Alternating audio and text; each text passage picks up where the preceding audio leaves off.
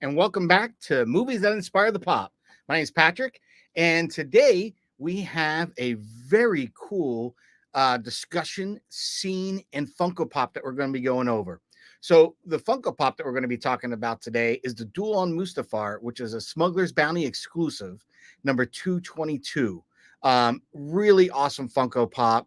Now, one of the reasons I wanted to choose this is because my special guest. He is a huge Clone Wars fan, a very huge prequels fan. And, well, let's just bring him on board and introduce him. Hey, what is up, guys? What is going on? What's going on, my friend?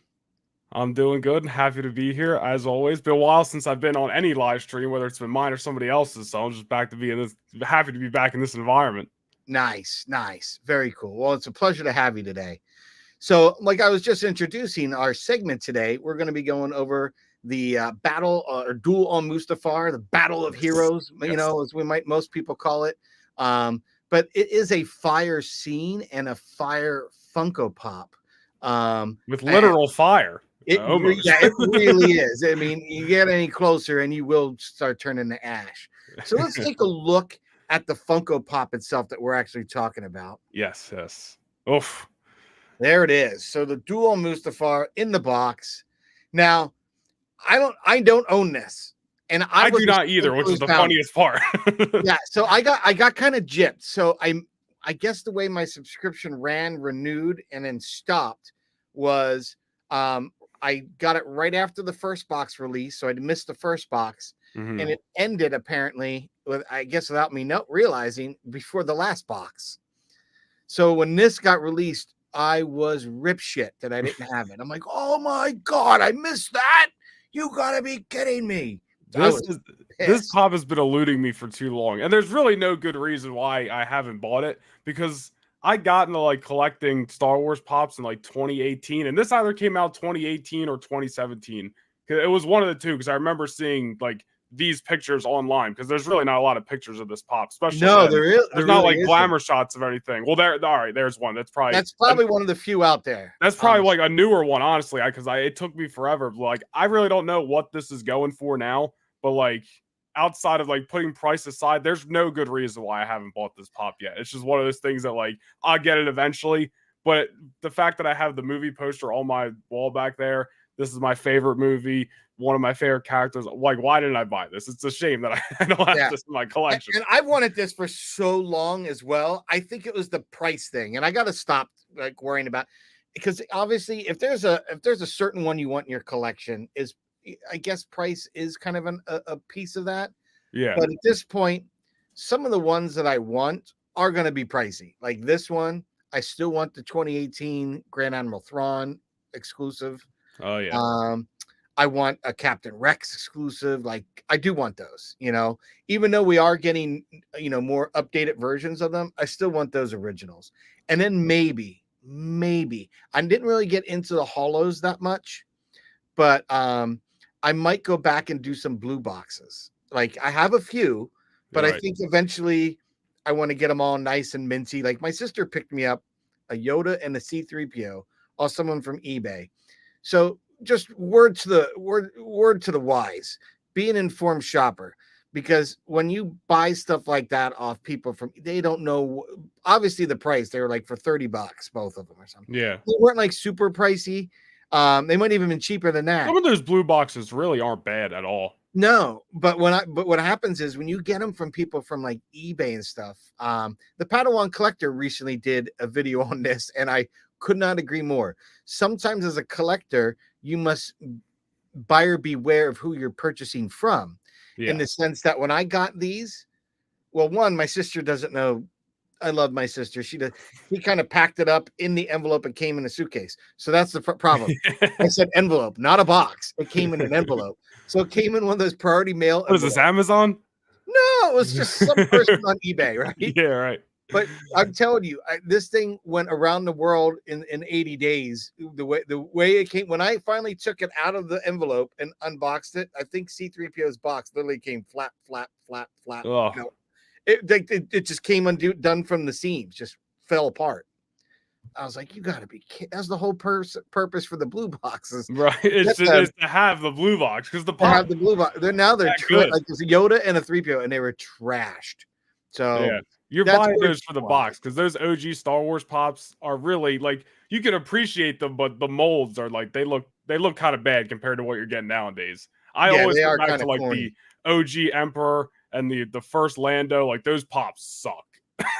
Like they're bad in my opinion. No, that the first, you know what, that first Emperor, I still want to get him because he does kind of look odd, and I just want to have that one because I have, I think, all the rest of them. Yeah. But one of The the face is things, like kind of green from what I remember. yes, Like there's a tint to it. and I think too, you know how I said I really didn't do all those hollows. There's like Yeah. this company, and I've been saying this with the Lex and Christopher on the podcast. We're gonna have to have an episode of the podcast when I've got a little bit of disposable cash. Right now, things are tight with Christmas, but I've been saying, and I'm gonna pull the trigger and do this. You know how on Instagram we see like, oh, you can get a Captain Rex, or you can get a Hollow Maul, or you know, the Shock Trooper for $30. Come on, Right. anyone that's collecting knows there's something rotten in There's a Denmark. catch. Yeah, it's a fake.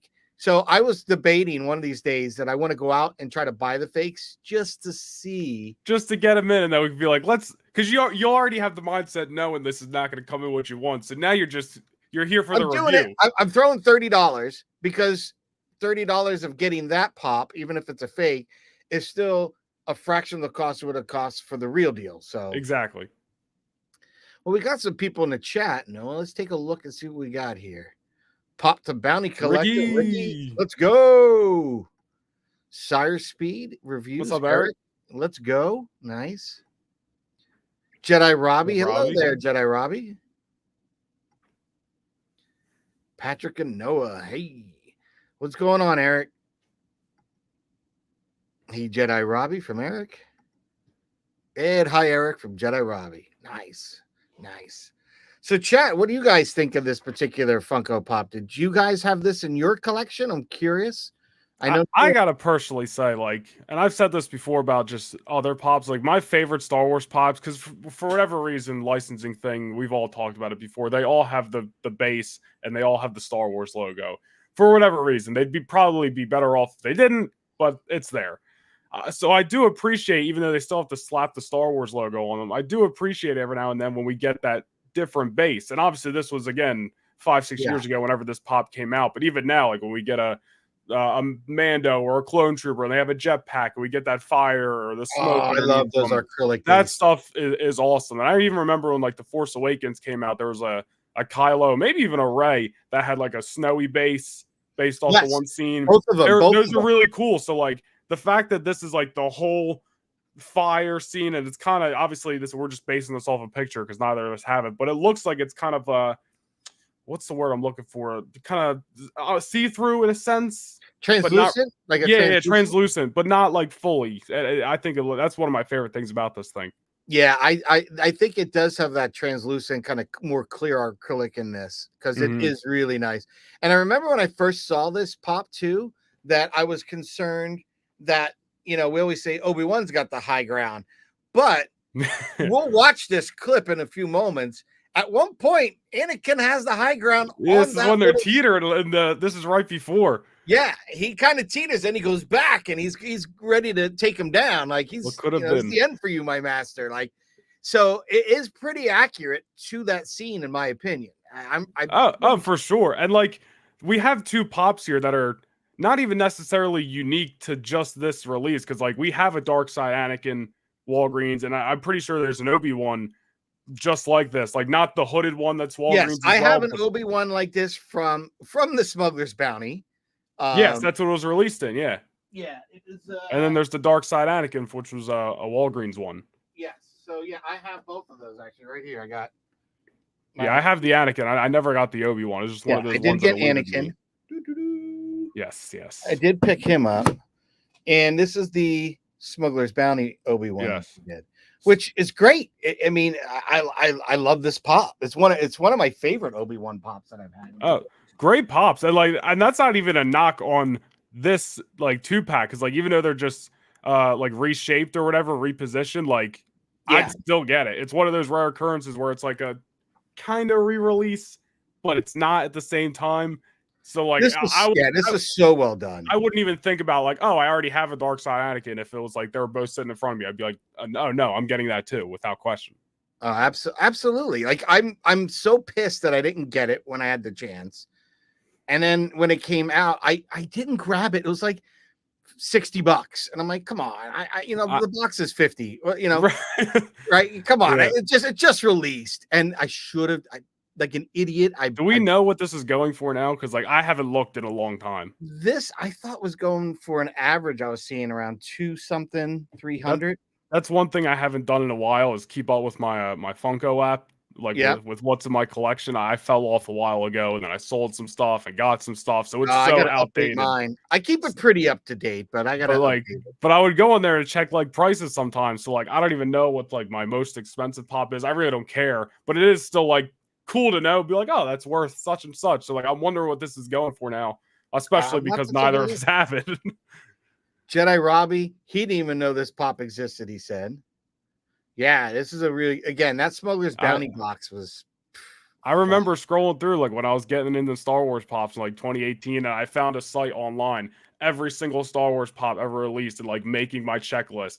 This was on there. I just never got it. This is dope. I dream of this, Jedi Lex said. Thanks for joining us, Lex. What is up? Hey, Lex, said Eric. Sire Speed. Hey, Eric from Jedi Lex. Oh, there's our price. 230. Freaking Lex. I don't know if I'd do it. I don't know if I'd do it. 230, man. You know what? I might pull the trigger soon. I don't know. We'll see. It's funny because my thought process used to be I won't spend hot toy money on a Funko, but then I don't even get hot toys anymore. So like, is that even still a rule I can make? Right. Well, I wouldn't mind getting some of those hot toys. So one of the things I want to try to do is I'd like to get Hot Toys or Sideshow. I want to shoot those Cos babies. They're kind of like in between their awesome line and a Funko. Like they're a lot more posable, and they kind of look adorable. Are they posable? I never really looked into them like that. Yeah, they're pretty cool. And then, I would love to see you photograph some vintage collection figures, even though I don't know how well those stand up. Because I don't take them off the card. I don't really have too many of the. I have a few. Mm-hmm. But most of mine I have that I've collected over the years. I've carded. I was showing Lex when they did her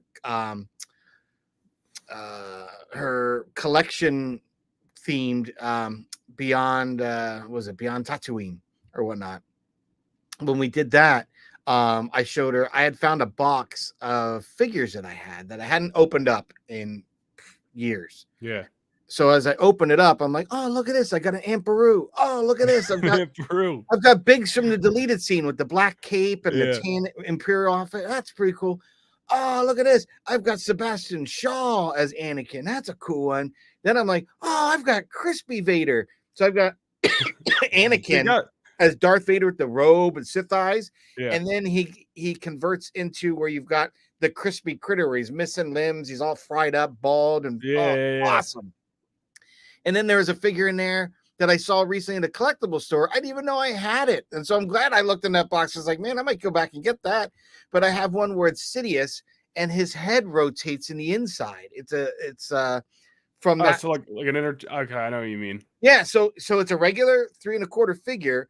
But he's in red with the hood and lightning. But inside, I guess you hit a button and the head will switch. So it's got a Palpatine face on the one side and then the Emperor on the other. Sick. That's pretty sick. So I was like, oh, dude, I didn't even know I had that. So then I knew I had 2 signed by James Earl Jones because of the whole pushing the wedding and all that. I told you that story. But there was a figure that, you know how you think you have something, but then you don't see it. So you're like, was I imagining that? Right. Was that someone else's figure? When I had more Star Wars pops like 2 years ago, because I cut my collection like a quarter like a couple years ago because I was like, I have way too much stuff. But that was literally happening. I was like, do I have this? I don't know if I do. I found a Star Wars Celebration 3 Darth Vader exclusive figure for the celebration, signed and authenticated with David Prowse's signature. And the voice for that figure was specially recorded by James Earl Jones for the celebration for that special figure. That's insane. I still have that, and it's totally sealed. That's I was insane. like, "Dude, that is dope." And I thought I'd lost it or didn't have it because I could have sworn my wife's old manager had gone out to Celebration 3, and he said, "Is there anything you want?" I said, "I heard they might come out with a A figure." little bit of everything. Yeah, right. Is there anything you want? How do you Like, answer that question? yeah, just anything pick me up, right? Right. So he ended up picking that up for me, which I was super, super excited. But he actually stood in line and got both his and mine signed by David Prowse, which That's so. had he not, I would have been like, fuck. And what bothered me Got was yours signed and mine didn't? yeah, I had that figure signed before I had gotten married, but I could not find that. Because if I had found that, I would have had it signed by James Earl Jones. I would have had the voice and the person who wore the costume sign the one figure. And I missed out on that. You might have been able to retire off that figure. Right. So I'll have to go and seek him out. And it was cool. That's it. Yeah. Don't take you do whatever you want, but that'd be a cool video. Be like, yeah, let's see what we got in this box. Because you sounds like you got some goodies in there. Dude, there was some fire. And then the other thing I just disregarded. I found 2 Ray Park signed Darth Maul figures. Wow, you said that just as Tony entered the chat. That is, I feel like that was Tony's like a ears are zinger like, on purpose. What? Yeah, so it's fun when you have some. Again, why weren't those out? Because I got married. Hey, sometimes you just pack stuff away. You don't have room for it. Yeah, well, I had a bunch of the prequel figures, and I think my old roommates had fun with them when we moved out. Like, I don't know if they screwed around with them, misplaced them, hid because it was kind of a joke that I always had them. But a lot of them were lost. So I was trying to be a little more savvy. Hello there, Star Wars Sith, Tony. You heard us talking about my Ray Parks figures, and you came flying in. What? Such good timing. What's up, Tony? So Eric over at Cyrus Speed. What up, Eric? Nice, David Prof autograph and Ray Parks fire. Yes. Must be nice. It is. It is. There was a point when I thought like, oh, I'll collect carded figures I'm signed. Yeah. And I kind of just did a few, and then I was collecting figure like those off character figures, like the Emperor, the Sebastian Shaw, Anakin. Mm-hmm. I don't know, like the bigs. I don't know why, but those figures at that time appealed to me because I've seen a million Lukes. I've seen a million Vaders. Well, I know what you mean because like I've been getting into vintage collection over the last like 6-7 months. I have a very small collection. Like I have 13 figures. They're right on the wall right there. And I have, I got a Vader, I got 2 Ahsokas, a Boba, all that stuff. But like some of the things I want to get the most and some things that haven't even been made yet are like the most background character clones. And I'm like, I would love to get that as a vintage collection figure. It's like, because, even though Anakin's like the face of, the era I grew up on, is my favorite character. Like, and there's plenty of Anakins I don't have. I want to get the most random. Oh, he was only in Clone Wars season 4, episode 6. Like, yeah, who? I like that. Because like Funko won't do that, but vintage collection, better chance. So TVC are fun to collect. They are. Yeah, I just picked up a pre-Vizsla and Chopper the other day. Nice. Which has been a while since I added to my collection, so it was nice to get 2 new figs. I know I got that pre-Vizsla coming pre-Vizsla versus Maul coming from GameStop. So the pop. I was like, wait, what? But then it's been a while since I went up for pre-order. What was that, November or something? Right? Yeah, and then you don't see them. Like, what are you talking about? Well, because I got Ponkrell and Rex. That's so awesome. As soon as I saw that, I pulled the trigger. That took us all by surprise. Rex is one thing. Like, I figured, like, even though people talk about, oh, you make a new Rex, you might affect the prices of the old one, which, like, I get. But, like, I figured, especially after Ahsoka, we'll get another Rex eventually. Maybe a Bad Batch one, something. Yes. But then to put Ponkrell in there was like, okay. I didn't know you guys were going to go out of, like, the Fae 5 for the Clone Wars, so, like, I'm about it. Yeah, that was a cha-ching. And now that I feel that they've done Ponkrell, they can do decks. If they want to do an anniversary, keep them coming, dude. Right? Like next year's the 20th anniversary of Revenge of the Sith. There's got to be some abnormal characters, which is perfect because we're talking about this. Some abnormal characters from that movie. I need a whole Revenge of the Sith line. Nice. Nice. I hope to get some good Funko Pops.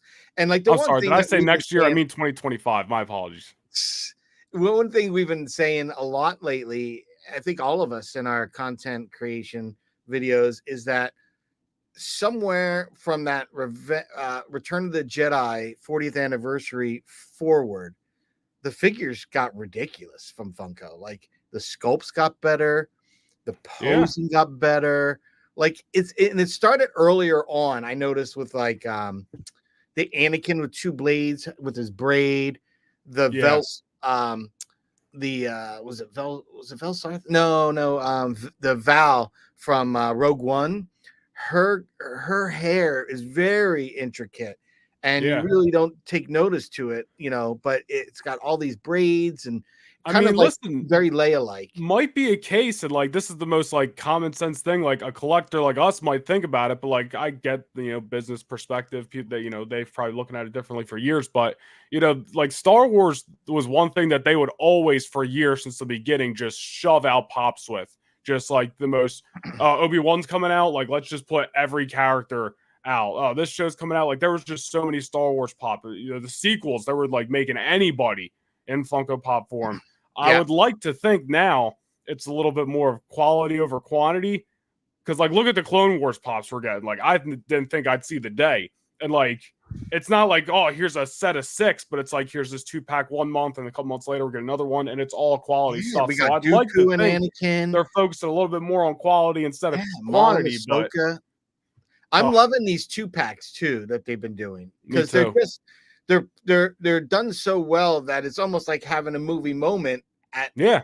slightly And less than the and I cost of the don't whole mind movie. like how the Anakin, what was it? Anakin, I would say Grievous, and Dooku, like it's pretty much the similar Anakin to his single release from years ago. But Yes. like it's the 2-pack, you get both of them. It's a little bit posed differently. Like I'm about re-releases with slight changes, especially for my favorite characters. So like I don't, Oh, as long absolutely. as they look good. Ricky, Pop the Bounty Collector. You're Hey. what's up, Ricky? Ricky from Sire Speed for Eric. The quality of pops has gotten so much better for sure, said Eric. Yeah. Yeah, right. I really believe that. Like like just going over like so this week, obviously everyone's wrapping up for the new year, and we've got your top 5, top 10, top of 2023, right? And so I recently was putting mine together, and I realized after looking at like, wow, you could see from what I picked, a lot of it was as later waves, and Mm-hmm. there's reasons for that, and I purposely selected. There were a lot that I did not select, but that's a video for another time. But Yeah. the sculpts and the details Funko has been getting is so much better. So I can only imagine if we get. I'd love to get a redo of this movie moment. Oh yeah. Maybe it's him on the high ground with Anakin clawing his way towards him Oh, as a could you crispy imagine, critter. dude?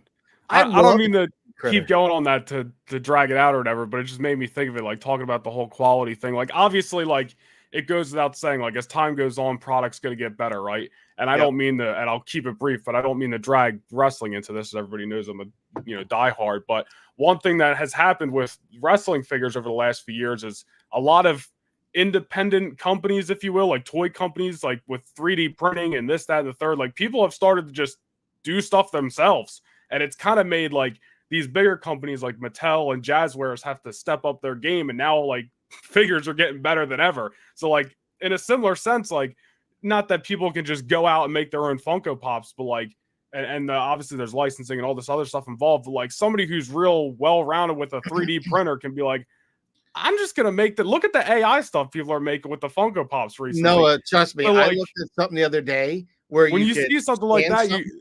you as a company you got to go, well, like the only way to compete is to step up. So like Yeah, worth yeah. you know With your wrestling, I see people with the Black Series yeah. customizing them all the time. Like there's someone I subscribe to that's all they do is customize their figures, and they do an excellent job with washes. They might have someone else if they don't do it themselves. The head paint, the Hmm. facial paint, ridiculous, ridiculous. Yeah, and But there's so many factors. Like obviously, like companies got to keep things at a certain price point for production. And like I always understood, like all right, there's a business side to it. I understand why things can't happen, and this amount of detail can't go into stuff. But like at the end of the day, like again, the only way to compete sometimes is just do it yourself. So Funko Yeah. like is like, all right, well, if they're just gonna get like how many people like made, and you included, like made their own Vader cracked helmet? Yeah.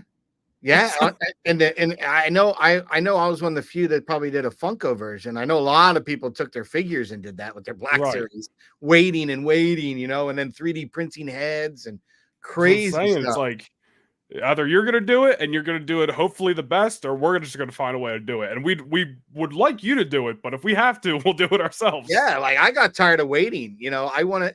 For me, it's about that image and feeling it at the time when Kenobi released is when I wanted that Vader. Right? That's where all the hype and the attention and the excitement was. So I wanted to ride that emotion with my imagery. Right? Like I was feeling the hype. I was feeling the excitement of the series. I love that scene. So I had to make my own, and I was pissed that like I had to Took go out over and a buy year two for them to pops, get theirs out. pack it apart. Yeah, and it was like a year later they finally and I felt I was 5 months late getting to the punch with my own, only because I left it at my neighbors and Right. next door, and we were cutting it, and like he had it in his basement, and it just took months to finally get it finished when we were doing it. But I just felt like, we are at that point, like you're saying about 3D printing. I almost bought, and I was looking at it, it's like 500 and some bucks. Yeah. But you can scan something with it, and it hits the little laser and gets all the points. And then you can put it in like Blender. And like, I'm like, dude, I think one of the things I might do this summer is learn Blender and kind of learn a little more about working in a 3D environment to create my own Funko Pop, like whether it's just a visual, like a rendering, and or eventually I'd like to learn it enough where I have friends that have 3D printers where I can say, okay, I've created this file. Can you print this? Because one thing new world. Yeah. Which is Well, one thing I want to do is I'm going to be doing the 501st, right, with a good friend of mine, and I'm starting as the deck officer, and then over the next year he's already kind of pretty much finished doing the TIE fighter helmet, right? We're going to be TIE fighter pilots. But I said, if I'm going to do all that, right, one of the things I want to do is I want to make my helmet with the hoses adjustable. He's like, why? I said, well, I don't want them just connected to that helmet. He's like, what? I said, because they connect into the chest piece, right? He's like, yeah. I said, cool. I want to make sure I can take it on and off easier, because what I want to eventually do is do a 3D print of a Funko helmet that I could wear, so it's oversized. So it looks like it, but it like the TIE Fighter helmet, but as a pop. Correct. And purposely do the blue box old school version with the round eyes. So it's very obvious that's what it is. It's even worse with the Stormtrooper one from back in the day. It's like, what happened here? But I think it would just be kind of fun, so. Oh, for sure. For sure. We got Pop the Bounty Collector saying, what's up, Eric? And that moving moment would be epic, Patrick. Yeah. Yes. I agree. Well, listen, we've belabored over this pop enough. Would you like to take a look at the scene that inspired this pop? I'll watch it all day, every day. Favorite movie. Right, let's get that going here. We'll pop this off here. Actually, that's a lie. I won't watch it all day, every day, because if I do, if it's on the television, then I'm gonna get sucked in. So even though it's my favorite movie, it's the one I probably put on the least, because I can't sit down every day and watch this 2-hour movie. It happens to me all the time, Noah. All the time. There's so many memes about it, but it's like you could be across the room, and once you hear, you're like, you're like, oh, it's about to start, and then for the next 15 minutes, don't interrupt, because I can't go until Darth Maul's in 2. It's just once it starts, Duel of Fates, there's no stopping. I know you're not gonna bail halfway through. You got to finish the scene. Exactly. You can't stop. All right, let's put this scene on. You ready, my friend? Oh, I was born already. All right.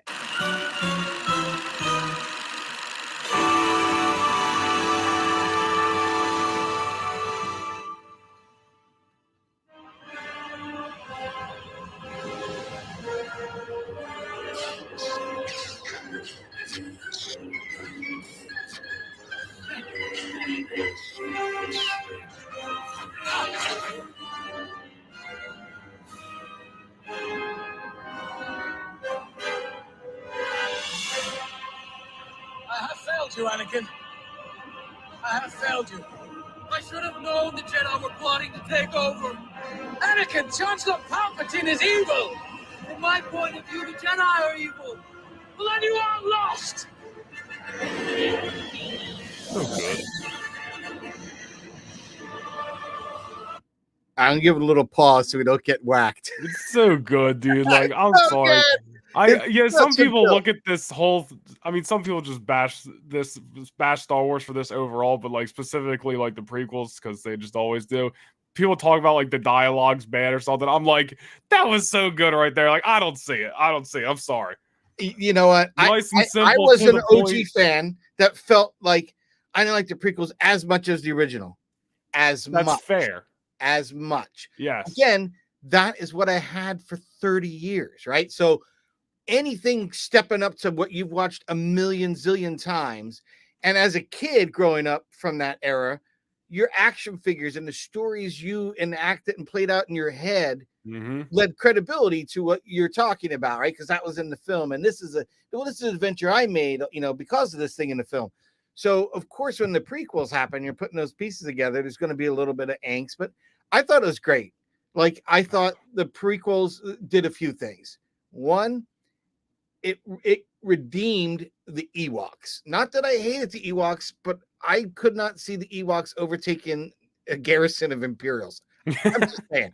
Now, and honestly, I was expecting Wookiees. I was a bit perturbed that we got teddy bears. I was like, I want Wookiees. You back in the day, you're like, oh, I think it's gonna be like Wookiee warriors and when stuff. He said, like, have you ever seen a Wookiee tear a person's arm off? Yeah, we'll let the Wookiee win. Like, yeah, dude, I want to see some Wookiees tear some arms off. So, like, we didn't get it in that. We got in other things like Book of Boba, but it was cool nonetheless.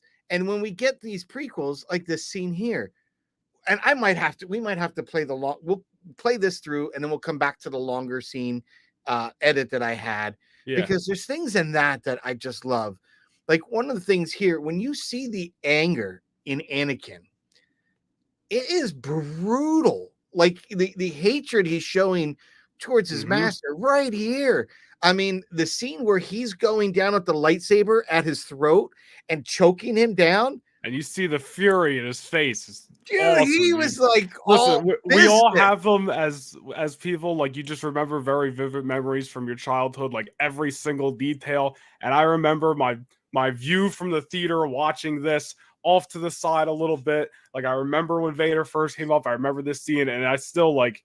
Oh, that specifically Anakin with the lightsaber going down in Obi-Wan's throat. I just remember it vividly watching for the first time. Oh.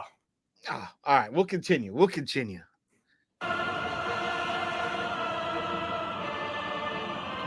He's so pissed. All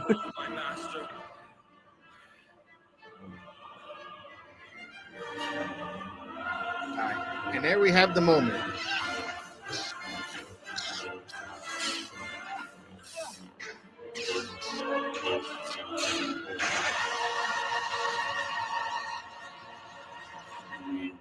Woo. He almost had him. It's over, Anakin. I have the high ground. You underestimate my power. Don't try it. Oh.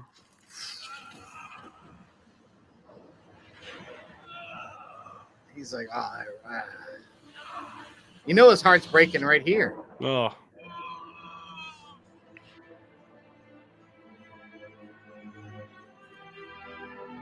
You were the chosen one. Love this. It was said that you would destroy the Sith, not join them.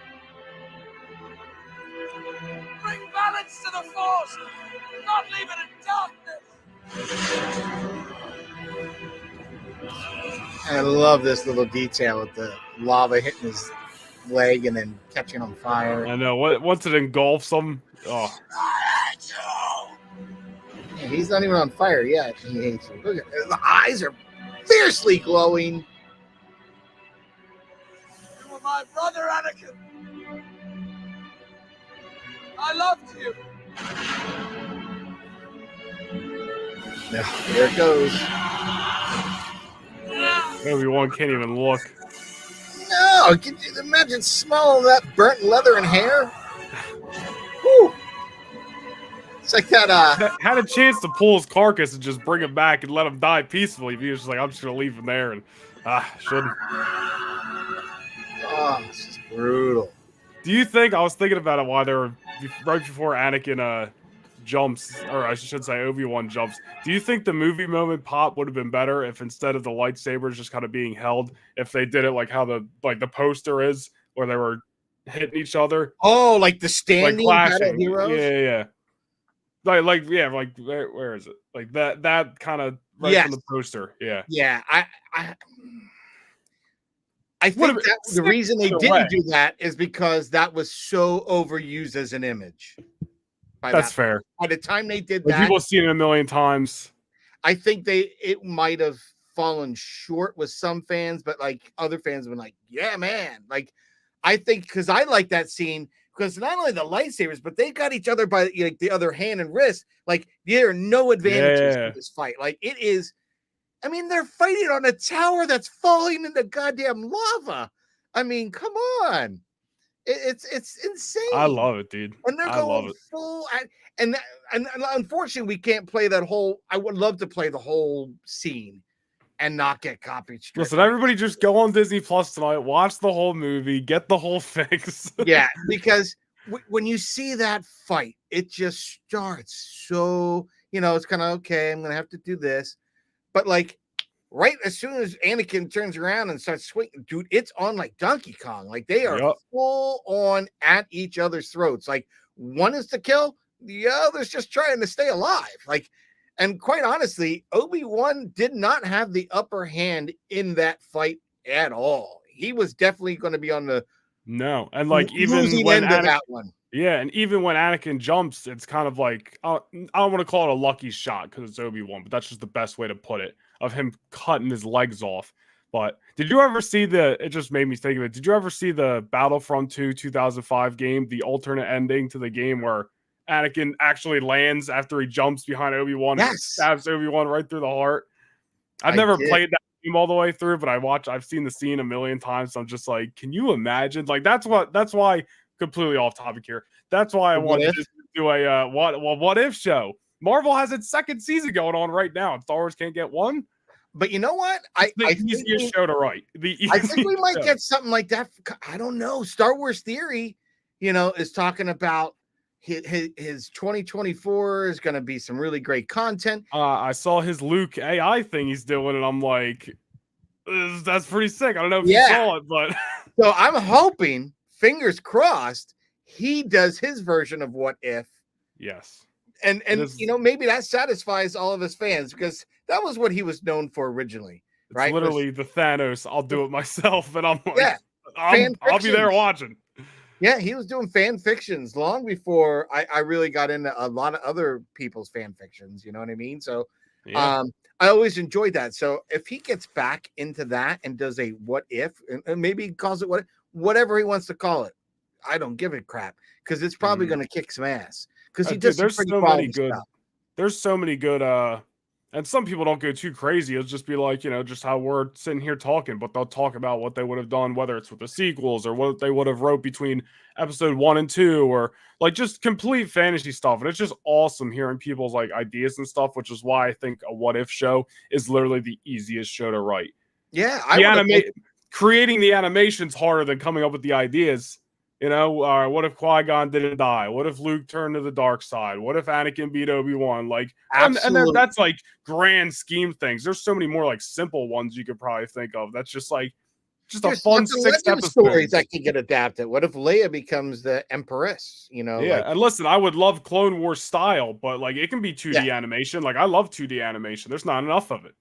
No, like it's old school. I get it, but like that would be like Marvel's kind of like that. Cartoon Network Clone Wars. Yes. What is it? The Tarkovsky, whatever his last name is, version. Yep. That's classic. The Samurai Jack style. Yeah. I'd go for that even. I don't care.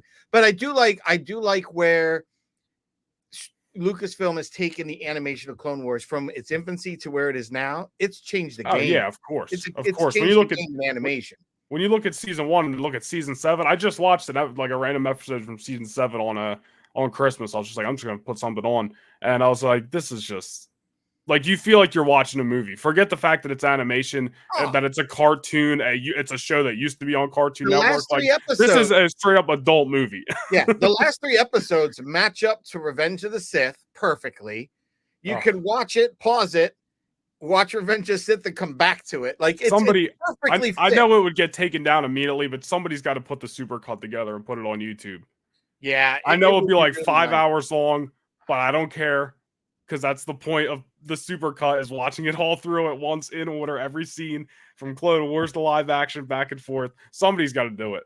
If I'm Disney, I'm doing that. That's easy Disney Plus subscriptions right there. You just got to edit for like an hour, and you're done. Hayden portrayed it right. You can feel the hatred, said Eric. Right? Yes. Yeah, we definitely felt that in that scene. Oh, that scene. Yeah, I hear you. It's a tearjerker, man. The how it ends there. I mean, it really is. And I think what gets you there is, let's face it, we all know who Vader is, right? We're like, oh, he's because he's my favorite. He's the ultimate. He's the ultimate character, right? Yeah. Like good, bad, no matter what franchise.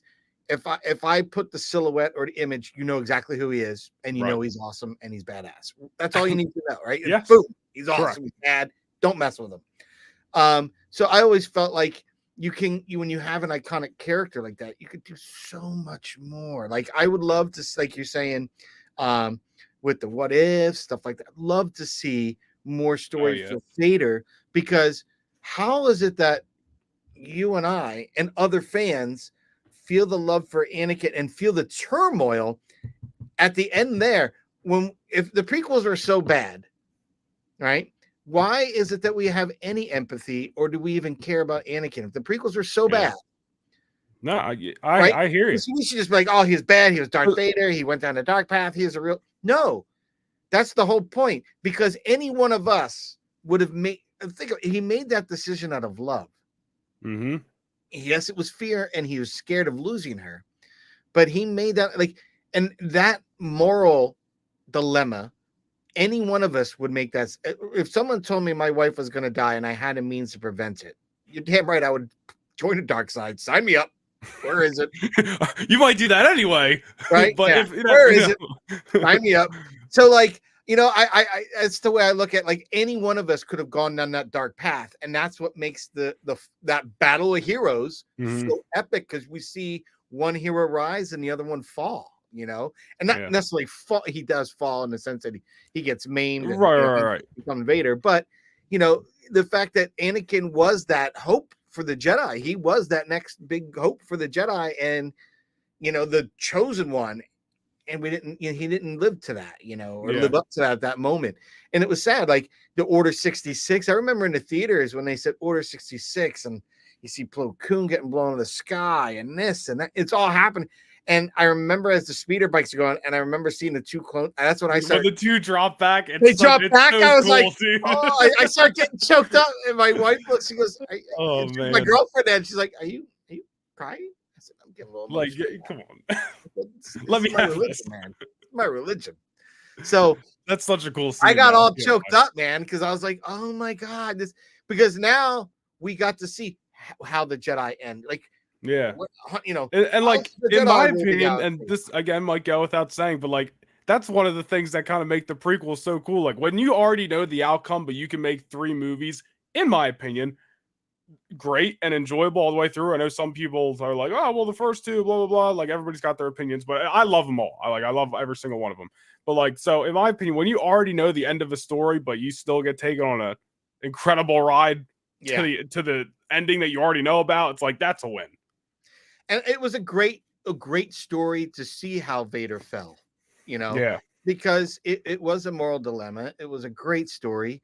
He did it out of love, but his fear led him down the dark side, and he was so and you see in that moment, that whole fight scene when he's talking, he's like, talking in absolutes, my new empire, which is kind of annoying, right? But at the same time, like it's really showing through the portrayal of Hayden Christensen, like, yeah, Anakin he's not here. He's Yeah. checked out. He's like gone. trying to convince himself. Like, Yes. he's like speaking it into existence, like my new empire. Like it's almost like Because he at that point right now, he has to believe it. Yeah, He already made his choice. Take down the Emperor himself, even and probably at that point he probably could have.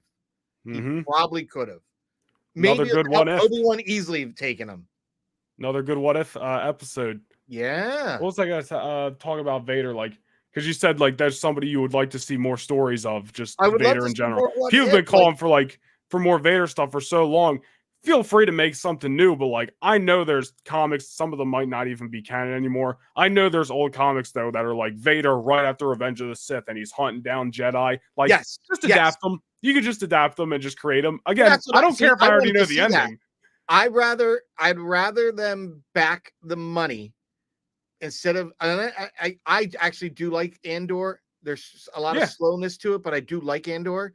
But I would much rather, and I take all the money from Acolyte and all the monies from it, and I understand what they're going for. They're trying to spin their whole other galaxy. There's not this preconceived notions that we've all watched in film, because they know unless you've read the books, you're not going to get most of it, so you'll just be entertained. But I still would love to see stories of Vader, like you said, hunting down the Jedi, working with the Inquisitors to do so. Like, and I know whenever you always hear it in the documentaries.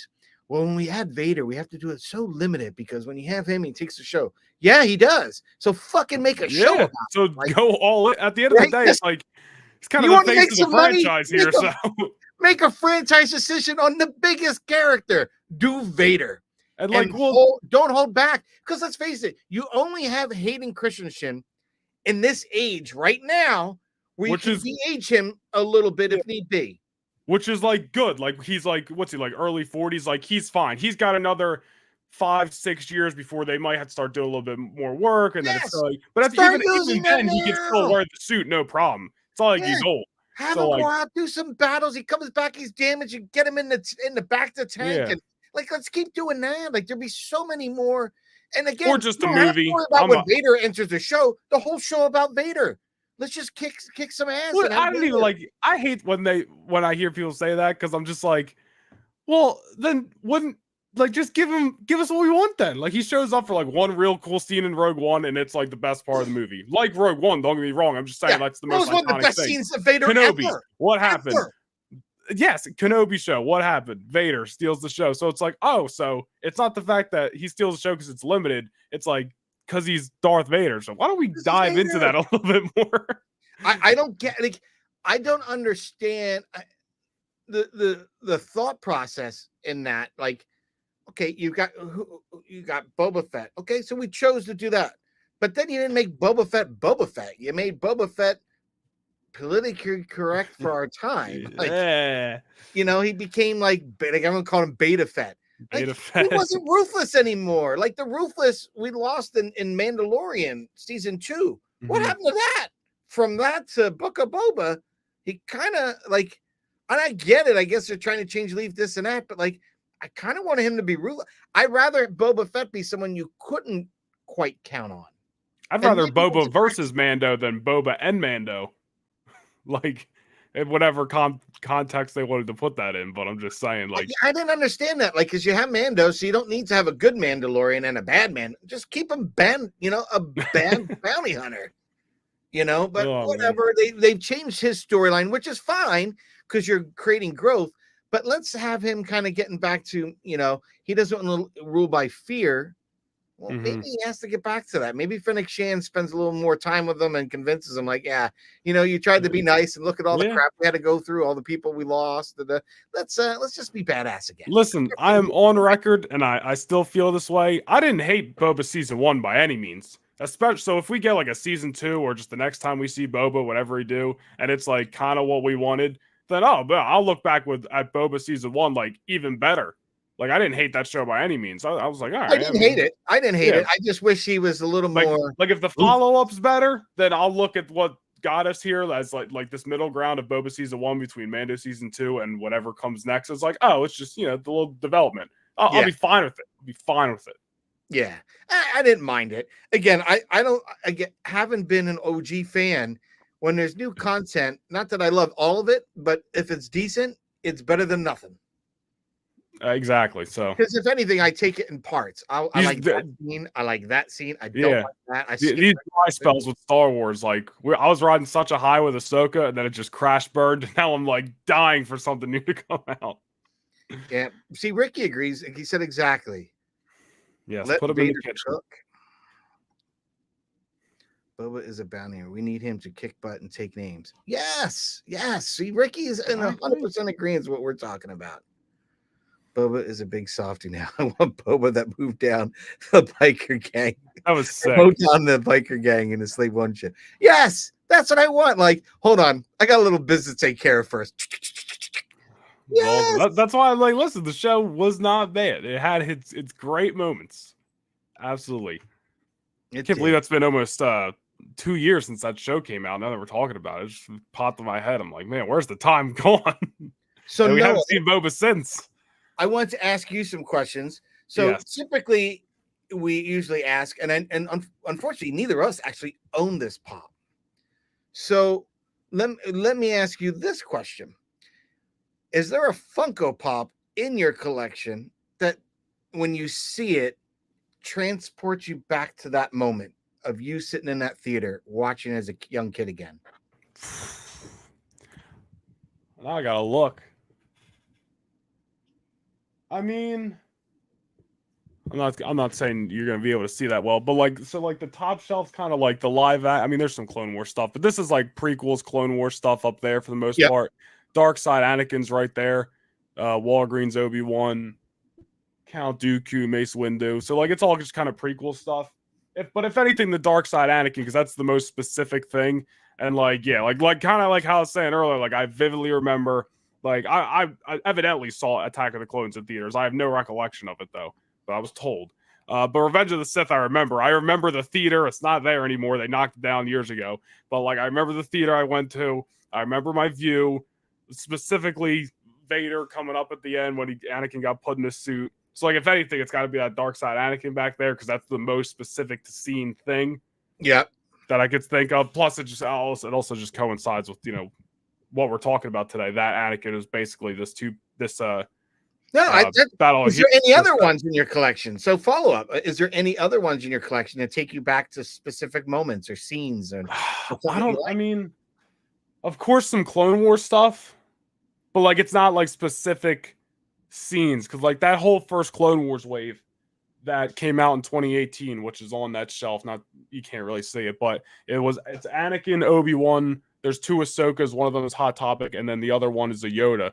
And like that's just like I remember when I saw those were coming out. It was right at the time I was getting into Star Wars pops, and I was like, "Dang, I haven't gone back and watched Clone Wars in years." Like I had the first 3 or 4 seasons on DVD. This is obviously before season 7 was out. This is before Disney Plus came out. So like I really didn't have a way to watch it. And I was like, man, that kind of brought me back to like just watching Clone Wars in general. But I would say like if I had it, I don't have any sequels pops, but like for when I did, I was like very specific. Like I didn't buy all of them, but it was like, well, I'm trying to think of something from Force Awakens. Like those snow bases we were talking about earlier. Yes. Like those. So like this is honestly just making me think of how long it's been since Star Wars has been in theaters. Right? It does. It's like, I don't have any Solo or Rogue One stuff either. That was kind of the thing. Like we were also talking about earlier. Like I used to have a much larger collection. I've kind of cut back. So now it's just I'm mostly just trying to stick to Clone Wars and prequel stuff. But I still do have miscellaneous stuff. Like there's a Mando / the retro comic shelf. Down there is just some random stuff. Like there's Marok from the Ahsoka show. I never finished off the set. I will eventually, and some gaming greats.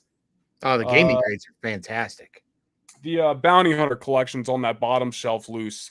Nice. And I have 2 of the Skiff ones from the set. I haven't completed that. I've got one more to complete the Skiff. I've been holding out on purpose because those Luke and Chewie sat for so long. I'm like, I'm not buying them again at full price. No, the only one I'm waiting for now is Fett, and he's supposed to be coming out. Luke, and there's Han, Boba Fett, the guy's name who I can't think of, and then is it Lando? Lando is definitely on it. Okay. So yeah, I only have Luke and Chewie, and I got those like when they were the first time I saw them, but then I saw them sitting for 3 months, and they were down like half price, and I was like, not doing that again. I don't want this at that much. That's why I waited. I picked up Lando for like $20, I'd like to say. I waited. I waited and picked up the Han and the Nikto too. But that's the name. I was like, what the hell's the dude's name? I always forget. that Nikto, the prune face looking dude.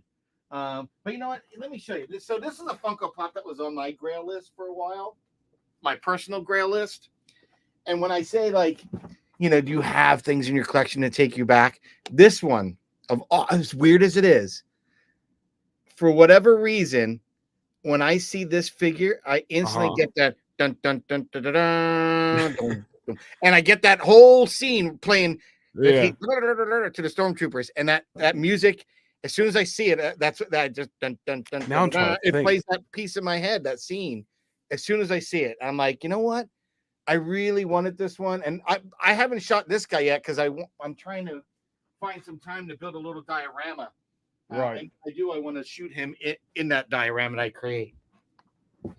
Yeah, I get that's like I'm trying to think, but like outside of like the Revenge of the Sith stuff, like anytime else Star Wars has been theaters after that, all the new stuff I don't have, and then it's just TV stuff. It's like Are you really seeing this? I've seen episode over 40 times in the theater. I worked for AMC during episode 1 release. Oh, that's awesome. That's sick. That is. I go back and I'm like, of course, you know, I think I'm the second youngest in our group. But 1999, I'm as old as the Phantom Menace, so you know we'll both be celebrating our 25th anniversaries next year. But like, I go and see pictures from when the Phantom Menace was coming out, what toy stores looked like, and oh my god, could you imagine? It was a plethora. Remember, we had the Hasbro. The closest I got to that I can remember was The Last Jedi. Yeah, they used to have toy releases. Remember when the prequels were coming out? They had early releases where they released like the battle droid on that little flying skiffy thing. You know, they had all sorts of little teasers. And well, they did it for the sequels too. I don't know if they did it for Force Awakens because I really wasn't in the know. But Last Jedi and Rise of Skywalker, they did like Force Friday. Yes, they did. I went out at midnight both times and got some stuff. So like, I went out to my Toys R Us for those, you know, and it was interesting because I was in the Funko by then, so it was cool. Mm-hmm. But it did not have the hype that the original stuff. I think it's because there is a serious branding issue in the newer stuff. Like, I think in the sequel trilogy, they tried to do what they did with Darth Maul with Kylo Ren. But I don't know why. I feel that the packaging of all the stuff from that period of the prequels was all over the place, and it was so awesome to see. Like everywhere had Star Wars. So this, that. I'm gonna grab two things in my closet right here. I gotta take my headphones off, but just so we can, because we're talking about it right now. JT Lovecraft. Hey, JT. There is vinyl and cheap microplastics in all of our bloodstreams. I do agree to that statement, my friend. I do agree to that. You see what JT said? JT Lovecraft said, there is vinyl and cheap microplastics in all of our bloodstreams. That is correct. That is absolutely correct. So 100%. This is both. This used to be technically from my dad's collection. Now I adopted them, but I think this is actually what you might have just been talking about, or a little different. But just to bring the vibe.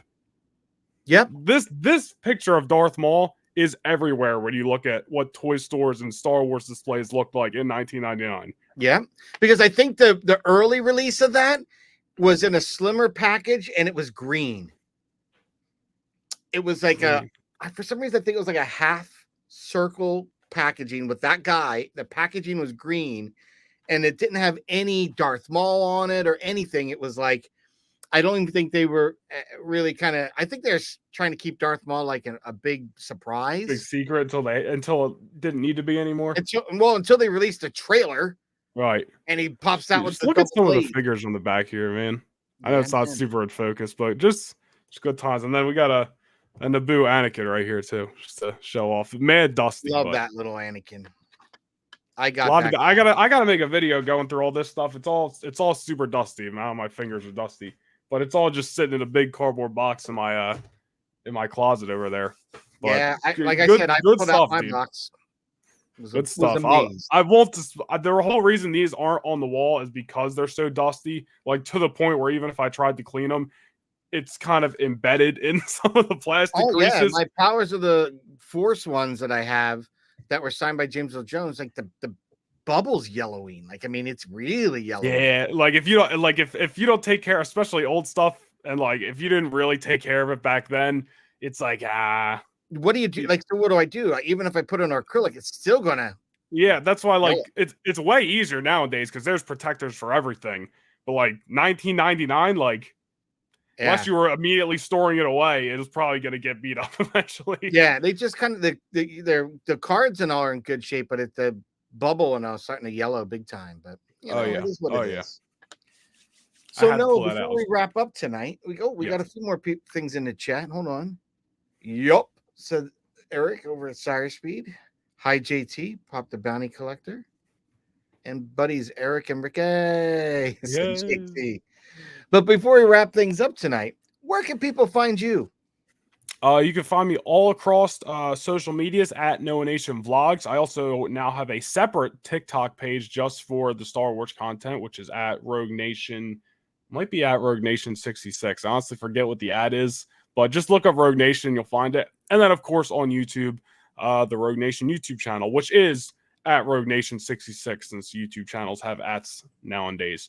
Which I've been a little lackluster posted on there, but it's just, you know, things get busy sometimes. But hopefully we'll be back making some content 2024. I am weeks away from a Disney trip. I don't think you ever need to apologize, Noah, because you're a man with multiple channels cranking out multiple content for multiple things. So it's honestly the wrestling stuff's the problem because the wrestling's live every single week, 52 weeks a year. And even if it's not live, it's taped and then airing. So like there's constantly new things to talk about. So like I'm constantly and you know what? I honestly think you, in my personal opinion, and there's no smoke up your ass, I think you're one of the best presenters for wrestling. Like you are the closest thing to the character that I grew up watching on Road Rules, The Miz. So I remember The Miz as a young kid going, dude, I'd love to compete against The Miz. Like, I love that guy. Like, and this character. So when he made it to the WWE, like, I was so excited for him. And like one of my Masonic brothers was actually a professional wrestler who trained with the Kowalski brothers or whatever in Canada. He trained with China. Did you tell me about this before? Yeah, he trained with China, and my buddy's name is Ray, and he ended up being what's his name? The Mountie. He was one of the Mounties. Is this hold on? I need to look while we're talking. I just need to look up real quick. Is this because when I think of him, I think of you, and I'm like, dude, if you ever in Rhode Island, if you tell me you're coming up to Rhode Island, I got to make sure I get you to meet him because I had no idea he was a professional wrestler at this point, and I've known him for like 5-6 months at this point. And he invites me over barbecuing with a couple of brothers. One of my brothers from my class, he knew. So we're sitting there, and he's talking, and he said something like, "Yeah, I'm sitting there with Mr. Perfect and Randy Macho," and I'm like, turned around. Who are you? Wait. You hung out with all these professional wrestlers? So what the hell are you doing? He goes, "Well, I used to drive the trucks before I ended up working for them." I was like, "What do you mean?" He's like, "Well, I one day just asked McMahon, like, what do I have to do to stop driving a truck and actually get in the ring?" And he started a conversation, and I'm like, "What? He's like, "Oh yeah, I used to drive the trucks." He's like, when Hasbro would do the WWF, when they would do the giveaways, I would drive the truck full of toys, and it was great to see it was the one thing he did all the time was do that. So he loved doing that. And I think that goodwill, and you know, if you saw him, he was a massive meat. He's huge. Right. Yeah. And so he ended up going up there, and him, Sting, China, and a couple others all trained together. So when they trained, then they selected, okay, you're going to ECW, you're going to WWF. And I was like, okay, we all know China, we know Sting. I do know the Mounties. I do know the Mounties tag team. I do know who they are. So I've seen you for sure. I said, but we all know Sting. how are you chosen to go to WWF over Sting? And he was like, what do you mean by that? Yeah, I know. So we were all laughing. And then I saw his very first wrestling match. One of our Masonic brothers pulled up his first wrestling match. He totally gets teabagged by this guy. Looked like Georgie Animal Steel, but even huger and scarier looking. Just got teabagged until he had to tap out. Oh my God, I wonder what the name was that he was wrestling. We're like, who was that? He's like, that was my first match. He goes, I think I got $800 for that match. We're all giggling and laughing. But like we're at his house. He's sitting there chatting like it was no big deal. Like I knew. And he's like, you really didn't know? And he showed me his tattoo with the Canadian flag. And I'm like, trying to see. It's like nighttime. I couldn't see what was scribbled under it. I'm like, what are you talking about? He's like, come on in here. And shows me like these posters, like the old rainbow style, like, concert posters and wrestling. He has a bunch of those vintage ones, like in mint condition, like in a bag, like a bag of these things. Yeah. Then he had like these there's classic ones. I see them in people's like old school people's next time I go over and I chat with him. There's no pictures. Full disclaimer for anybody watching. There's no pictures on these old wrestling posters. It's just real colors and the real bright colors in the background and just a lot of lettering. Yeah, a lot of names. But there's a lot of lettering. I appreciate that though. What you said just about me talking on the channel, because like technically next year will be that is your thing. Honestly, 14, that's 15 your years. 14, no, 15 I years honestly think if you need to keep going at what you're doing, whether it's your Star Wars, and definitely don't lose the wrestling because you're really good at that as well. Not to say you're any less than any others, right? But that's your niche, dude. That is your niche. You know it. Well, you express it. You get excited with it. Like I'm not a huge wrestling fan at all, but I actually watch your videos because not because you're my Star Wars content friend, is because you keep it entertaining. That's what you do. You build the excitement much like an announcer. Like I even watch when you're doing the wrestling video games because to me, there's the best thing. The real thing. Because it's basically me doing what I did with my action figures as a kid, but nowadays I finally have the capability to just do it on a game. So it's just like, awesome. I'll just make the video game. It's awesome. People love I feel like I'm with Gene, sitting there and listening to you broadcast. Yeah. So I personally think that is your calling. So I'd like to see my future for you that I'd love to see is you get hired by WWE as a young announcer, someone that knows the content. I greatly appreciate it. There's one of two things is going to happen one day. I'm either going to be the Star Wars theory of wrestling, which is just the top guy, hopefully, I think hopefully I just get hired. So you need to be working in Stamford, Connecticut, my friend. That is for sure. Oh, I don't know if I would be working in those hallowed halls. I've heard some horror stories. Trust me, you need to be working for WWE in some fashion. You really do. You really do. Like, I think that, say someone like The Miz and you got together and you said, oh, I do this channel. Like, they need to pull you in to make you what you do for yourself for the WWE. That's my opinion. You bring that. I think it's just that thing. And like, because I feel like everybody's got it. Like, there's just the one thing they could talk about all day. And like you just, what like it's like whatever you want to talk about. You want to talk about the 80s, the 90s, the early 2000s. You want to talk about right now? Star Wars like, for me. You got me all day. Like and like same thing. Like I can pretty much talk all day, every day about Star Wars, but like I think it's honestly the difference in libraries. Like there's just endless supply of wrestling, so like there's endless supply of discussions. At some point, like all right, we've been talking about the same 6-9 Star Wars movies. Like we need something new to talk about. Yeah, but true. You're constantly getting changes and things flipped on. Yeah, I mean, like I said, I think next year's 14 or 15 years. I literally made my first video in 2010, and I was in 5th grade. And I didn't know it. I didn't know till like 2019 that it was something you could do as for a living. So like for 9 years, I was just like, oh, I'm just making videos for fun. Like, and then it's like, oh, you can like do this for a living. So like that's why the last couple of years have been like, all right, now let's push. And like especially this year, your content's been a real push here. But you've been pushing out tons of it. And so for those that don't know you, which I know more people probably tune in to your channel than they do mine for sure, but if you haven't seen Noah. And his Star Wars content's phenomenal. His wrestling, even it's top drawer. It's the best wrestling content you're going to find out there. And that's why I say, from my experience, because I've worked in radio, commercial studios, things like that. So I've seen a lot of movers and shakers, and you got that it thing. You have that. I appreciate it. I appreciate it.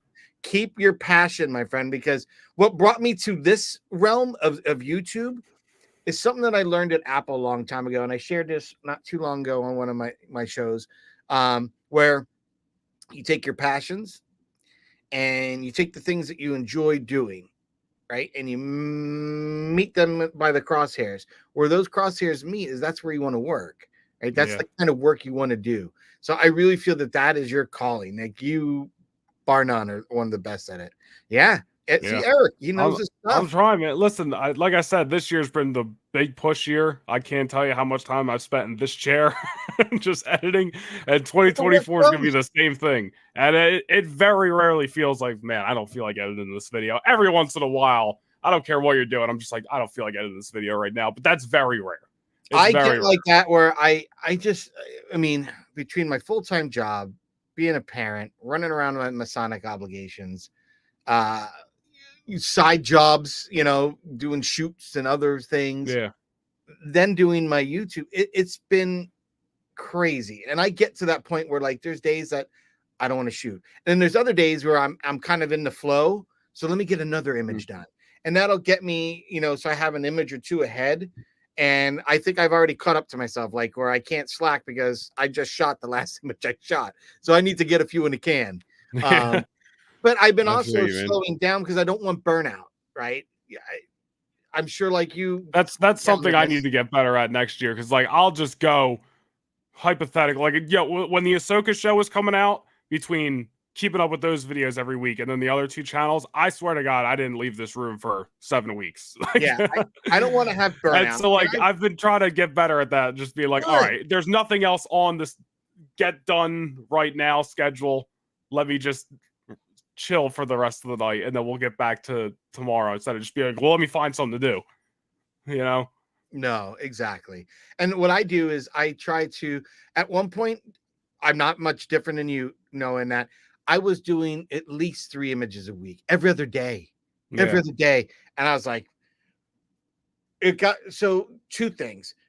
The body of work was getting bigger, right? But at the same time, when I was doing every other day, I felt a couple times I was getting an image just to get an image. And I was like, I feel that. Like there's one that I want, that white, not Maroc, white hairy guy from Rogue One. I can't remember his name. Saul Guerrero, you mean the big white beard, or white monster? The big white that creature guy. I don't know. I can't remember. I know what you're talking about, but his name completely. I photographed him, and I had these. Oh, I want to shoot this, and I get the backdrop. I'm like, oh, okay, that could work. I can make it work, right? And I'm working. And when I shot it, I don't even think I really published it. I think I really didn't even blast it. Or it was just like, put it out there and don't promote. I've done that with videos sometimes, where I'm just like, all right, the content's out. Let's just move on. Yeah, it wasn't my strongest. And so I got to the point where I'm trying to deliver to my viewers, no matter how limited they are, you know. I try to give them something that I'm proud to give, you know, like I'm not just going to crank out an image and crank it out. And so by slowing myself down, and that's the thing, I want to feel inspired. I don't want to just to shoot, you know, and I love to get more subs. So it isn't about that, but I'm not going to sacrifice the quality and the whole reason for me getting this started was to have a creative outlet, you know, and I don't want to sacrifice that just to. Well, that's because like I said, like I was doing this for 9 years just for fun. And like, just like how you were saying, like you wanted to really focus on what you're putting out's quality. So like, I've been trying to do that same thing. Like it's different with the gaming channel, because like it's just on a schedule. Like I know there's gonna be a video Monday, Friday, once a month on a Sunday, because it's literally like following a real wrestling schedule. That's nothing. I really don't have to think about it, and it gives me a break on other days.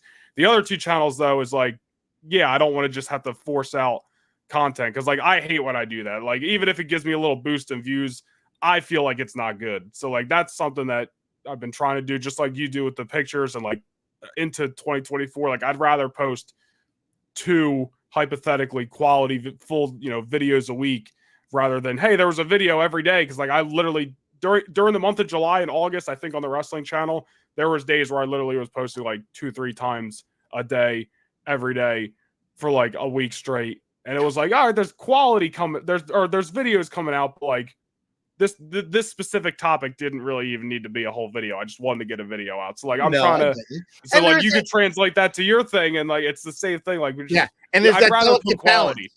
There's that delicate balance, because to be a content creator, you need to keep the content going for the algorithm to keep you pushing you, right? And if you slow it down, well, then it slows all that momentum down too. So I get that. It's a hard game to play, folks. It is. It is. I don't think people realize until you get involved into it how much this at times it almost seems like a second job, but I don't want it to be. No, yeah. And listen, I respect like the people out there, like I mean, people completely outside of the genres we're in, just like whoever making YouTube videos, not like, oh, Mr. Beast or whoever, just big time content creators. Like people always look at them and you'll see on social media, like, what are they doing that they deserve all this money? This, that, and third. I'm like, anyone says they can do it, but then it's like, all right, well, do it. It kind of takes a lot of work. Especially when you're on a big audience. Yeah, putting yourself on camera for the broadcast of the world, for anyone to comment, say, like, dislike, that takes some balls, first off, right? Because I know I'm the guy behind the camera. That's why I like being the photographer. I'm the guy behind the camera. I control the scene. I control the lighting. I control the mood. I control what I'm selling to the audience. Then turn the camera on me. Like that was like Chris really, it was like, well, it's a different, he was pulling me that you got to get on camera. I was like, I just do the photos. But and I'm glad that I did. And I'm glad that I went down this route that with social media and YouTube, because I wouldn't have met the likes of you and the Fulcrum group and all of our friends and all the many subscribers and fans that constantly give you great comments and feedback. Like I had someone comment today, which I was very excited about. They liked how I did like my Christmas images. I had a bunch of Christmas images that I released on Christmas Day. And they said, oh, I'd love for you to do something like that with like all your Mando shots or Empire Strikes Back, where it kind of story tells through images. Like, you know what? I never thought about that. I said, I could do a playlist on YouTube, but I could probably do a slideshow like that, like I did for Christmas with just those.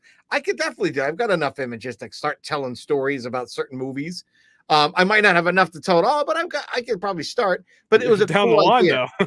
Yeah, I hadn't thought about it, but so it was cool. And like, I got a challenge from one of my subscribers on Padawan Pops on one of Will's posts. It was what would you want to do? You know, a Star Wars, if you could be in a Star Wars scene, what would it be? And I'm like, dude, I want a hallway scene. After seeing Vader and Darth Maul, I'm like, dude, hallway scene all day. And I said that, and then someone's like, you know what? I'd love to see you do the Luke hallway scene with the Dark Troopers from Mando season 2 with Funko. So I was like, hold on a second. I felt like that Harry Mack, that freelance rapper guy. I was like, so Luke Skywalker, Mando series, Dark Trooper, lots of blasters and effects. Hold my beer. I got that. Yep. So I went and that inspired me to go, because it took me thinking, okay, I don't shoot two figures together often. So how do I shoot that and portray a scene? Right. And how do I make it cool? And kind of up close, you only have so much range too. And they don't pose. You can't pose the damn thing. So like very limited. Like, and so that's one of those things I love about the challenge for my channel is to do images like that, because I have to get in there. Like I can't wait to get the pop that we talked about tonight and shoot that. Like that is going to be the $230, video right there. Cause I'll eventually have to buy that, because that is a movie moment I can't wait to photograph, because I've thought about it. Like, what would you do? Right. Well, they're sitting on lava. So I'd have to have all these warming gels coming from the bottom up to radiate them. Listen, you just do it outside. You make a real fire. You put you put it too close, the pops might start melting. You don't want to melt away $230. No, but you know what? I could put. So right here's weird things you could do. Right, I could put it on a piece of glass and have light come up. Right, that's one thing. I could put an iPad with fire underneath it and that light and trickling. Right. So there's so many tricks you can do. Like there's still something I wanted to do that I have not done. And part of it was like, oh, I had this idea, and I started thinking about it, and then I realized as I started thinking how it execute it, I was like, oh, I need a biker scout, I need an Ezra, and I You need started thinking about like you have these great ideas. You're like, oh wait, I don't even have the pops for this. yeah, I'm like, oh, but I got to customize it. I said, well, how would you know that's Ezra? Because Ezra had shorter hair by the time he puts the biker scout outfit to go to the world between worlds. Right. But what I did is I took the still shot of the wolves and sat there and slowly animated that. And so I actually have that thing as a GIF spinning. And what I wanted to do was capture an image of that, right? Yeah. I don't know if I'd have it like in a dark, like where I take rocks to make it look like a cave and it's just dark enough in the cave that I could have that running. Right. I know what you mean. And show a video like where it's not just a still. I wanted to actually capture it like a video where that portion's moving in the shot. I know what you mean. So there's lots of little things. But then again, it's like, oh, but I need, well, no, Ezra has the thing flipped up. Oh, okay. Well, if I did, well, no, he doesn't have the short hair. These sound like real good 2024 ideas. Yes. The 2025 calendar release is going to be insane.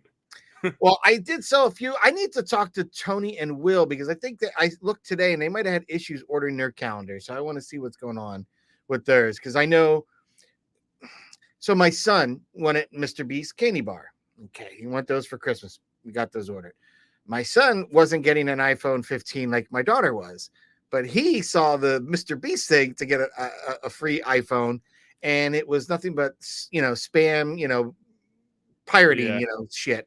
And so I had my debit card canceled right the week before Christmas. And the card that got canceled is connected to my Printify, Shopify shops, Printfuls. I'm like, you might have to lost things up. And it might have lost things up. So I want to check with them. Was it something that you guys tried to pay and it wouldn't let you pay, or what happened? Because there's like 4 of those, and Tony and Will were 2 of the people on there. And I want to make sure if they wanted to order a calendar or whatever swag they're trying to, it was able to be done. So I don't know what happened with that, but that's just before we do get out of here, since we are live, I did wanted to publicly thank you for this because this came in last week. Obviously this isn't canvas. What is this technically called? Like it is. It's a foam core. It's like a foam core. It's a thick foam core. It's by Mixed Tiles. So Mixed Tiles. I knew you said that before, but I was like, what is it? Something I don't know. I couldn't. Yeah, it's like a black foam core. But what Mixed Tiles does, they do a plethora of different things and surfaces. So I like those because they come out really nice and they cut them there. What's nice is that magnet on the back. So you peel that white sticker off and you press that thing against, and it'll leave that part of the magnet stuck to the wall so that you could just pop that on. Now, if you get another image in the future, you could just swap it out because that other piece is still sticking to the wall. See, I didn't know where I was going to put this yet. I was waiting until I take my Christmas decorations down and everything's back to normal. So the white piece, that white piece that comes off, right, on the back, if you peel the back piece of that, right, and then keep it to the magnet, just peel that piece off, stick it to the wall. Then pull your print off the wall and then press real hard on the magnetic piece, and that's just going to stick to the wall. Now, if what's nice so it's kind of like there's a hypothetical like a nail in the wall. Now you can just take your frame on and off. Yes, with them, and what's cool is I can swap it out with the magnets. I'm telling you right now, this is a business. This is your next job. No, these are sick. I just wanted to say thank you again. I'm waiting until things down, and then because we all do that thing where we got to like clean the whole room. That I'm gonna take down the Christmas decorations in the middle of January, guy. But once I do, we take them down in March. But I'm not right. I thought I was joking. You thought I was joking, right? So my son goes. So during COVID, we just like to do. There's nothing to be happy for, right? We're now freaking stuck inside. So if anything, you just put the Christmas decorations up during that time. Yeah. So what I did is I went out and I went to like a Hobby Lobby craft store and I bought Valentine's. And I found a few on Amazon too. These wood cut ones. But I found Valentine tree ornaments. And so what I did is I took down all the Christmas decorations, left the tree up. Anything that was red and stayed pink stayed on it. and I think silver.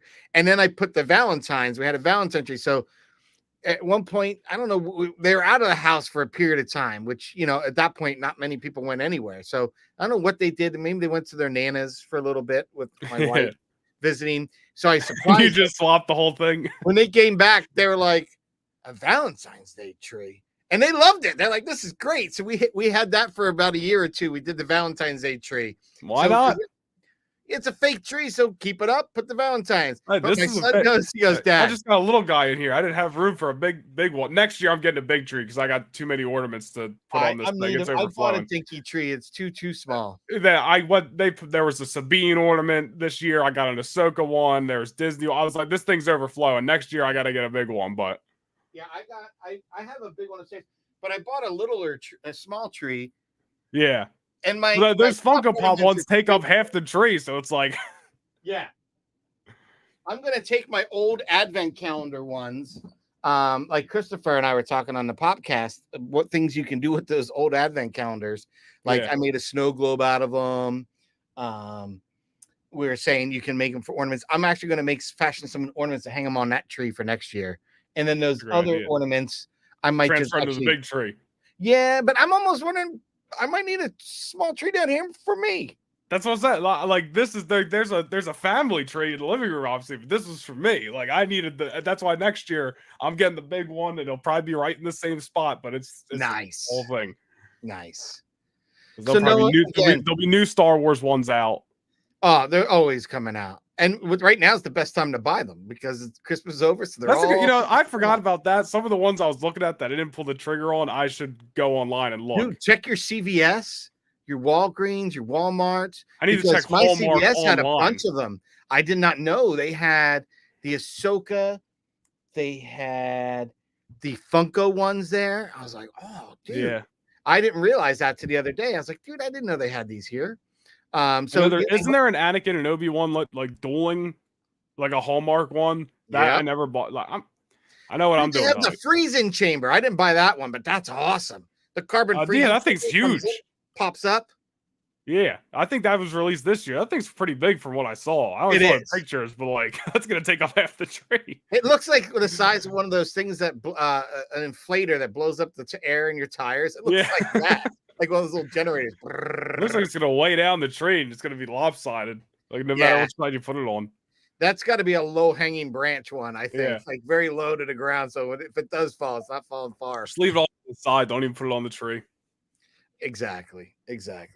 But again, thank you so much for coming on the show today. Again, it was we talked about a plethora of stuff, which was awesome. Yes. But I'm just glad to have you on here, and I got to be able to share. I know you're a very big prequel, especially Clone Wars fan, so it was great that we were able to get you fixed and fixated on a Funko Pop that was like related to what really got you into Star Wars, and that's really what I wanted to do. And I will get that pop eventually. Like I said, I think earlier, I pretty much narrowed down. I'm for the most part only collecting Clone Wars and prequel stuff. So that being like one of the pinnacles. Yeah, kind of have to own it. So eventually, maybe that'll be a 2024 big boy purchase. We'll see. Need it. Eric, that's a dope Yoda print. Yes, thank you. And it's perfect because I have this pop, so that was even better. Did I tell you the funny thing about that one? So I did that photo, go to put him back in the box, and I hear something jingling in the box, and I was like, "Oh shit, he had a lightsaber." I didn't even know that. Because I had literally already done Photoshop and put the lightsaber because I was like, that's kind of weird. He just has the hilt. I would have put the lightsaber on if you're going to give him a hilt. So when I open the box and I hear the jingling, you can't even tell, which is the funny part.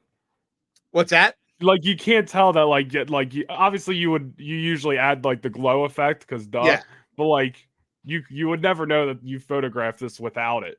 You know what I mean? Yeah, it was just like, okay. Like I thought it was. I didn't realize this. I was like, oh shit, I had a broken pop and didn't even know it. It happens. You learn something new every day. Yeah, exactly. But thank you all for joining us in the chat. Eric and JT Lovecraft and Ricky Pop the Bounty Collector, and I know Jedi Lex is in there. Ricky, Pop the Money Collector, Star Speed Review, Star Wars Sith Tony was here. Thank you all for stopping by and giving us a watch tonight.